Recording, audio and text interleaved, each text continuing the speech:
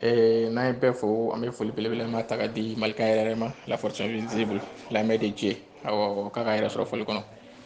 ko tɔgɔ fɔ kara ye kɛmɛ tɛ cɛman n'a musoman ko bɛɛ lajɛlen yɛrɛ sɔrɔ foli kɔnɔna na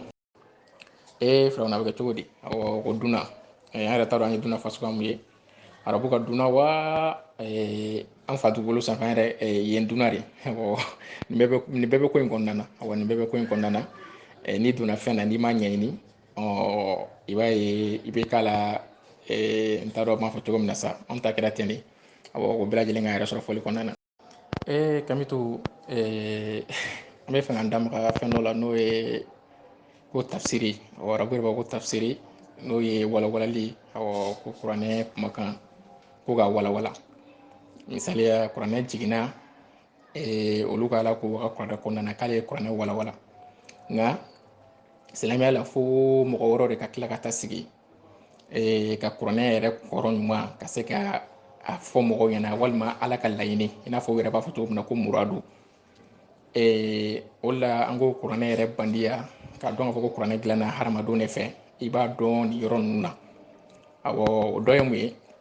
n bɛ na arabukan kumakan cɛlen n'a jiginna arabukan kumakan cɛlen nin ye nin de awɔ an ka bamanankan na n'i ko tɛgɛ tɛgɛ tɛgɛ de tɛgɛ tɛ se ka kɛ sen awɔ n'i ko sen fana o ye sen de o tɛ se ka kɛ kunkolo ye donc arabukan kumakan jɛlen minnu bɛ jigin olu ka ala fɛ mɛ i bɛ taa sɔrɔ o kɔfɛ mɔgɔ dɔ de bɛ tila ka sigi k'a fɔ ko non ko ala ye tɛgɛ fɔ ko mɛ ko kuma kɔrɔ tɛ tɛgɛ ye u yɛrɛ b'a fɔ ten ko a ka kuma muradu ko tɛgɛ tɛ muradu in de kɔrɔ ye a ka laɲini donc laɲini tɛ tɛgɛ ye laɲini ye sen de walima laɲini ye kunkolo de o de la hali ni ye silamɛya bolofara cayalen a dɔ ye sababu ye nin ye a dɔ sababu ye nin ye kosɛbɛ n'o de ye silamɛw yɛrɛ ka fɔɲɔgɔnyali kuranɛ kɔrɔ dili la walima a walawalali la n bɛ na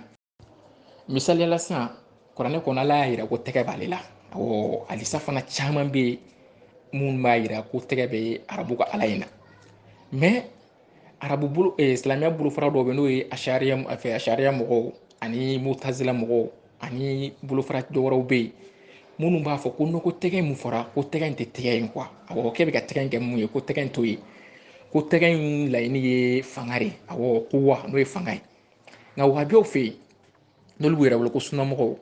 olu b'a fɔ ko non ko tɛgɛ ye tɛgɛ de ko ni ala ko tɛgɛ k'a kan bɛ tɛgɛ de ma donc mɛ tɛgɛ mun don a n'an ka tɛgɛ ko i ka n'o kɛ kelen et puis filanan ye mun ye i kana miiri k'a fɔ ala ko tɛgɛ k'e bɛ miiri a la kojugu e tɛgɛ cogo di mɛ tɛgɛ bɛ k'ala la cogo di e kana miiri ten wabiyaw b'a bila ka da yɛlɛ donc n'ala ko tɛgɛ b'ale la e ka sɔn ko tɛgɛ bɛ ala la i kana tawilu k'a la tawilu ye min i kana yɛlɛmani k'a la i kana fɔ i bɛ tatawilu k'a la i n'a fɔ kana non peut-être tɛgɛ mun fɔra tɛgɛ in kɔ tɛ a kan bɛ fanga de ma donc wabiyaw ma sɔn o ma o de la i b'a ye olu b'a fɔ de k'i k'a to ala y'a fɔ cogo min na i k'a to ten mɛ n'i taara asiyari mɔgɔw ni mutazila fɔ olu b'a fɔ de ko non tɛgɛ mun fɔra tɛgɛ in tɛ tɛgɛ yɛrɛ ye tɛgɛ in kɔrɔ de ko fanga i ye ko in ye i ye ko in bandiya yan n bɛ na parce que n'a ye wahabiyaw ta yan yɔrɔ la tiɲɛw bɛ wahabiya bolo ala in de mamadu ka ala in n'i ye diinɛ alaw ta k'a lajɛ i bɛna ye ala in yɛrɛ olu b'a fɔ ko ala ni fɛn foyi tɛ kelen mɛ i bɛna ye k'a fɔ n'olu ye ala expliquer dɔrɔn i bɛ fiɲɛ de ye ala la i bɛ sina ye ko ala in ni mɔgɔ bɛɛ ye kelen awɔ i b'a ye ko ala in ni mɔgɔ bɛɛ ye kelen o ye jumɛn ye i b'a ye ala in bɛ dimi parce que o ala yɛrɛ b'a fɔ k'ale dimina awɔ kuranɛ aya dɔ b'a fɔ falamma asafuna intaqamna minhum ko kafiri ninnu ko tuma min na u ye olu la dimi tuma min na k'olu ye fɛn vengeance k'u la vengeance intaqamu de ye ka vengeance kɛ mɔgɔ la ko tuma min na olu u y'olu ladimi kafiriw kɛlen k'olu ladimi tuma min na k'olu ye vengeance kɛ kafiriw na donc u ye tajuru sara k'u la o de ye k'u halaki donc o b'a yira ja ala in bɛ dimi awɔ ja ala in bɛ dimi ɔ ala ko ibilisa fana ma ko mun na k'i ye bagasoji bi fɛn n ye fɛn mun da n'i yɛrɛ tɛgɛ awɔ ko ala ko k'a yɛrɛ tɛgɛ ala y'i tɛgɛ fa a yɛrɛ la yen tuguni donc e bɛna o kɔrɔ yɛlɛma cogo di k'i bɛna o kɛ i ni dungo ye walima e bɛna ala e de bɛna kuma e de bɛna ala kalan kuma la est ce que e de bɛna ala kalan kuma la wa k'a fɔ ala tɛ kuma dɔn donc e de bɛna i bɛ ala ka kuma tilaya donc i bɛna ye silamɛ bolofaraw dɔw bɛ yen u fɔra ɲɔgɔn kɔ nin na mɛ mɔgɔ min yɛrɛ tɛ sɔn a ko ma o ye wahabiyaw de ye u b'a fɔ minnu ma ko alisuna mɔgɔw i b'a olu de tɛ sɔn a ma ni tɛgɛ fɔra olu b'a ko tɛgɛ donc tɛgɛ in e kana miiri tɛgɛ in na tuguni quoi e ka tɛgɛ in to tɛgɛya in na awɔ kana fɔ i bɛ yɛlɛmani i bɛ taabolo foyi don a la i bɛ yɛlɛmani i bɛ na ni yɛlɛmani i ka hakilina don a la quoi mɛ asariya ni mutazila ninnu ni bolofara dɔw fana bɛ yen olu ma sɔn o ma awɔ olu bɛ yɛlɛmani don a la olu bɛ yɛlɛma dɔ la n'o tɛ olu ka ala in bɛ dimi tɛgɛ bɛ ala in na sen b'a la gɛnɛgala b'a la donc sigilan a bɛ sigi wala wa bɛ ko ni ala ye nin fɔ a yɛrɛ ma e fana k'a fɔ ten mɛ tɔw olu ko ayi olu bɛ dɔw i n'a fɔ dɔw olu ko ayi k'i kana fɔ ten parce que munna i b'a dɔn olu fana ka hakilina an b'a faamuya mun fɛ mɛ na parce que olu y'a ye n'i ko ko tɛgɛ bɛ ala fɛ ka ban donc hakilima man'i sigi a b'a ye ko nin tɛ se ka kɛ dabama ye dabama tɛgɛ ka kɛ dabama fɛ o kɔrɔ ani hadamadenw kɛra kelen n'i ko sen bɛ ala fɛ o kɔrɔ sen ka kɛ ala fɛ o kɔrɔ ani dabama ani hadamadenw kɛra kelen diinɛmɔgɔ kelen bɛ tila ka na fɔ an ɲɛna ko ala ko k'ale ni fɛn foyi tɛ kelen mɛ ani fɛn foyi tɛ kelen cogo di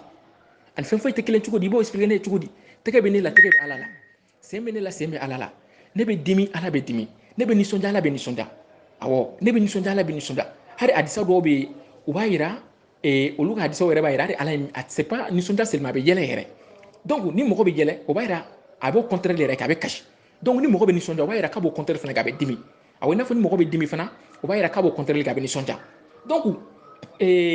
olu bɛna fɔ de k'olu bɛ ala in dilan quoi ka ala in bɔ parce que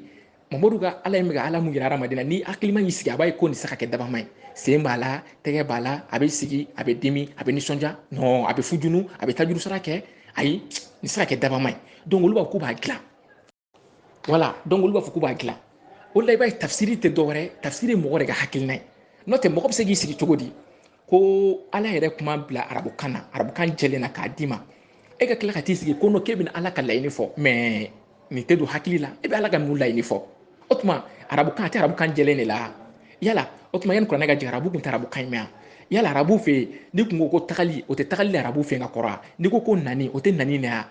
ni ala y'o fɔ e bɛ fɛn ka na fɔ cogo di k'e bɛna ala ka laɲini fɔ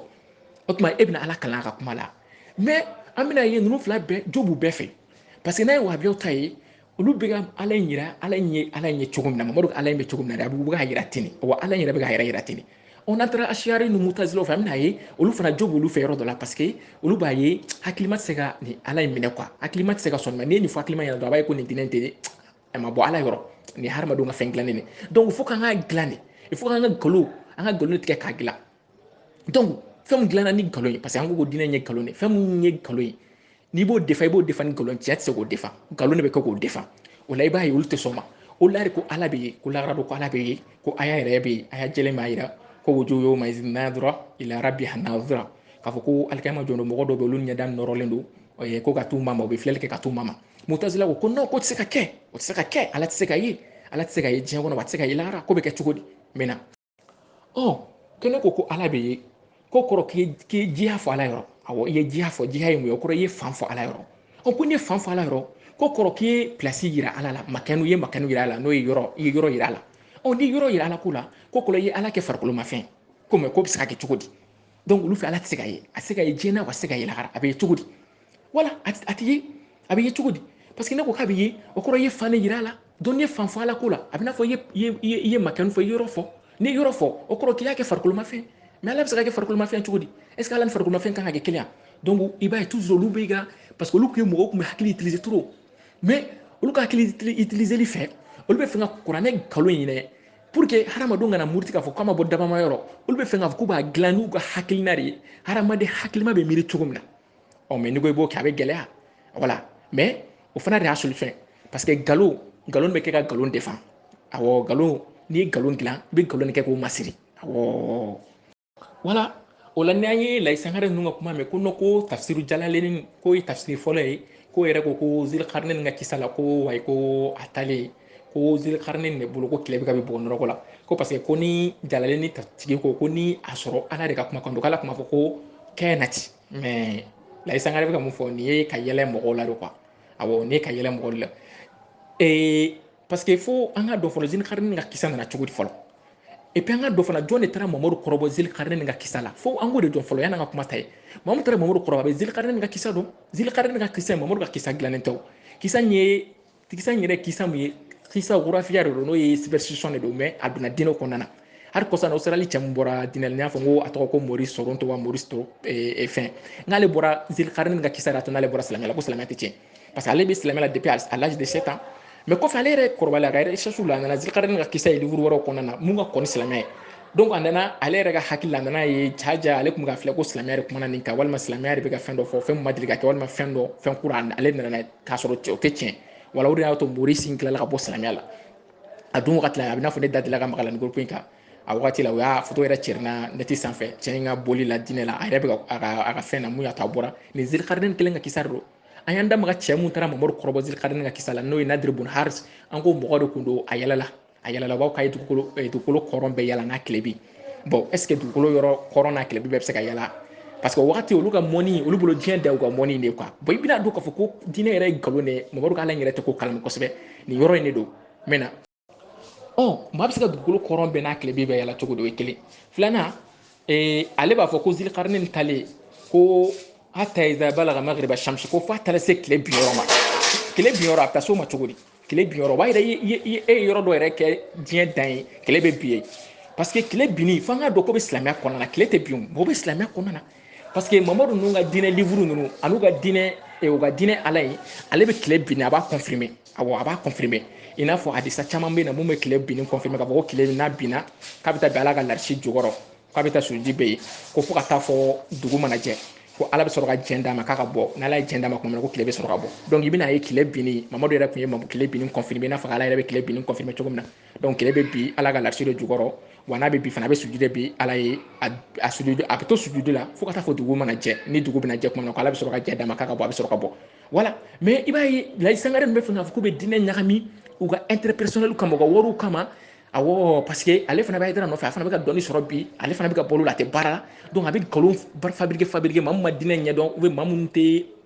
mɛn na donc maa minnu tɛ diinɛ ɲɛdɔn ka ɲɛ donc u ka mɔgɔ ninnu a yɛrɛ ka mɔgɔ i b'a dɔn olu ka dɔnni dan ye ya bani ya zamzami ye ya tantɔ olu ka dɔnni dan ye o de ye diɲɛ yɛrɛ tigɛ yɛrɛ kɔnɔ dɔnni dɔrɔn tɛ dɛ diinɛ yɛrɛ dɔrɔn tɛ dɛ diɲɛlatigɛ yɛrɛ kɔnɔ olu ka dɔnni dan ye nin de donc u b'olu de toujours fo k'ale ka o de kɛ pour que olu mɔgɔw kana na ko dɔ faamuya voilà olu mɔgɔw kana ko dɔ faamuya n'o tɛ tile binni olu ka ala y'o confirmer parce que olu ka ala y'a yira yɛrɛ tile ani kalo bɛɛ b'u ka sira de la donc si tɛ don si ka sira la awɔ si tɛ don si ka sira la donc tile bɛ bɔ a bɛ bin awɔ tile bɛ bɔ a bɛ bin pour que k'a dɔn ko mamadu kun tɛ mamadu k'ala bɛ tile binni a b'o confirmer mamadu yɛrɛ bɛ tile binni confirmer mamadu delila ka lettre cɛbɛ ka taa masakɛ dɔ ma ko masakɛ in ka don silamɛya la ko ni masakɛ in donna silamɛya la ko ala bɛna dugukolo d'a ma a jinɛ d'a ma jinɛ mun bɛ bɛn sankolo ni dugukolo faralen ɲɔgɔn kan jinɛ min bɛ b'o ma mais masakɛ kabakoyara a ko mais ko mamadu ka nin kuma ɲɛ kuma fasugu ye ko mamadu a jinɛ o bɛ sɔrɔ fan jumɛn fɛ mɛ na masakɛ ko mamadu ka nin kuma ye mun kuma fasugu ye ko mamadu bɛ k'a fɔ ko alijinɛ min bɛ bɛn sankolo ni dugukolo ma ko bɛ sɔrɔ fan jumɛn fɛ ko bɛ fan jumɛn fɛ ko mamadu k'o expliquer ale k'ale ma nin faamuya voilà parce que ale kabakoyara quoi nin yɛrɛ ye mun kuma fasugu ye mamadu b'i kanto cɛ ma ko mamadu ko subhanallah parce que ale dabali banna cɛ ye nin kuma fɔ ko mais ko sani bɛ ala ye ko tuma ko cɛ t'a dɔn ko ni tile bɔra san ko tile mana bin ko tile bɛ taga min i ye mamadu ka kuma ye ko tile mana bɔ ka bin ko tile bɛ taga min donc ale bɛ ɲina cɛ in ye hakilima question poser mɔgɔ ye cɛ ye hakilima question poser mais dɔnni min tun bɛ cɛ jɛ o wagati cɛ kun kan ka fɔ mɔgɔw ma de tile tɛ bin awɔ dugukolo ka munumunu ni dugukolo kɔ dɔnna tile kɔ mana don maa min ma o de bɛ kɛ su kɔnɔna na a bɛ kɛ i b'a fɔ tile binna ka sɔrɔ wagati mɔgɔ wɛrɛ bɛ tile kɔnɔna na mais wagati cɛ ka dɔnni ma s'o ma olu ka dɔnni ma s'o ma olu t'o dɔn donc mamadu nana fɔ cɛ in na ko sanu bɛ ala ye ko tuma ko ni dugu jɛra san ni su kora tile kɔfɛ su tɛ na o ko tile bɛ taga min i y'a ye voilà donc layi sangare ninnu